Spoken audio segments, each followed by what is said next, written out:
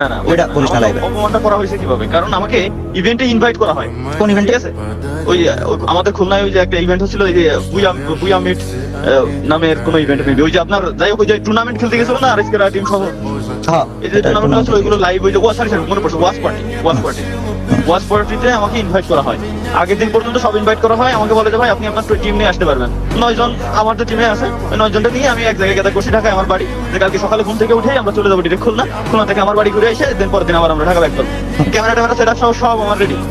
এখন রাত 3টের সময় আমার কল করে, আল্লাহর কি রহমত, ওই সময় আমি যাই গেছিলাম, তো ওই সময় আমার কল করে, তাও কল দেওয়া হচ্ছে মারুফ বাইরে দিয়ে, যে দাদা ভাই আপনি কালকে আসতেছেন না, আপনি কালকে অসুস্থ। আমি বললাম যে এটাই আমিও সর্বপ্রথমবার এটাই বললাম, আমি বুঝতে পারিনি তখন। আমি বললাম যে কই ভাই আমি তো অসুস্থ না, আমি তো ঠিক আছি, তো আমি কালকে আসতেছি তো। পরে মারুফ ভাই আমার আবার বললো যে ভাই আপনি কালকে আসতেছেন না, আপনি কালকে অসুস্থ। আমার নামে কিন্তু ওই যে ওই জায়গায় পিকচার টিকচার দিয়ে যেসব বোর্ড থাকে এন্ট্রি গেটে, ওই সবকিছু বানানো ছিল, পরবর্তীতে ওইটা ভাঙ্গি ফেলছে, তাও বলে ভিডিও পর্যন্ত করছে।